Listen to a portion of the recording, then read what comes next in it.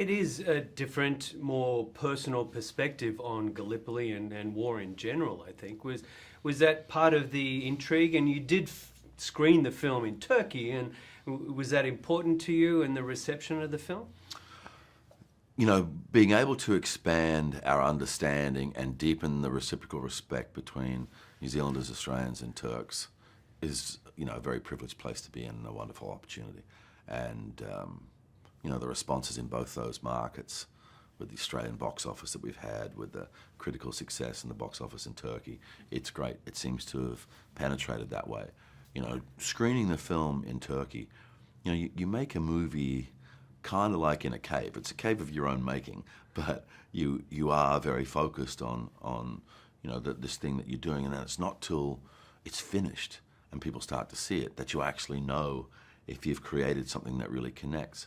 And whereas I knew from the response in Australia that it had an Australian sensibility that people recognised. They recognised themselves in the film, and you know, that's what makes an Australian film valid, you know what I mean?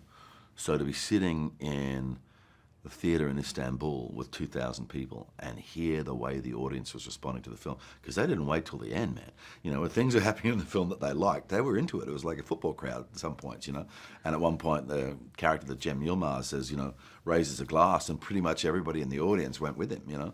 And it was incredible. And then the film ended, and then, you know, 2,000 people in Istanbul got on their feet and were applauding, you know. So you sort of understand in that moment that you have put enough stuff in that film where they recognise their own culture, and it's an accurate representation, and it's pierced them, you know, and touched their hearts. So is the water diviner an urban legend in the bush, or is it... Oh, look, there's certainly many a tale of charlatans, you know, blokes who will go into town, say what they can do, get everybody's money, and then just nip off in the, you know, out the back. But, you know, there's definitely a percentage of people who can do this for real. But it's a combination of two things, man, because certainly there is an innate something, right, that helps them feel vibrations through either metal or through wood, or sometimes just through their own bodies, you know. The writer of the script, Andrew Anastasius, one of the writers, his grandfather was quite a famous water diviner. So he had a connection to it. And little you know, known to him, you know, my dad's able to do this. You know, and I've started talking about this in Australia, and he called me and he goes, look, you know, you got to stop saying that. You know, I can't find water. And I just went, mate, 1978, we're in Crowe Avenue in Waikowhai in New Zealand. We're going to sport. We come out onto the street and the council's there looking for a broken water pipe. You went and got a coat hanger, you undid it, twisted it into a Y, and you went up and down the street, and then you stuck it in the ground and said, the broken pipe's here. We went to sport, came back, and that's exactly where the council were digging. And my old man goes, yeah, well, I can find broken pipes. You know? So I know it's real, you know.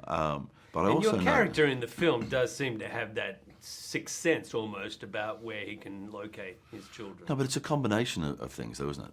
You know, just as he reads the topography when he's looking for water, to see where the water has run the last time it rained and where it has pooled.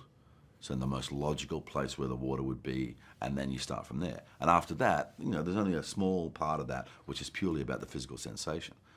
When he's in the battlefield looking for his children, he has a diary. He has a hand-drawn map. He knows where they were on the last day that the diary talks about. So, you know, Lone Pine, the battlefield, is the size of 2 championship tennis courts. It's not very big. You know, 9,000 bodies in that area, 9,000 deaths over 4 days. And because, you know, Joshua has the information, obviously, of what battalion his kid's in or anything, he knows which side the battlefield is. And so it just gets smaller and smaller. So there is, you know, certainly a good percentage, you know, in the final area of what he's doing that is about pure parental intuition. But to me, man, intuition is a real thing. It's a daily use thing. You talk to any woman about, you know, who's a parent, about knowing what's happening with their kids at school, or, you know, knowing that an ex-boyfriend became an ex for a good reason, you know.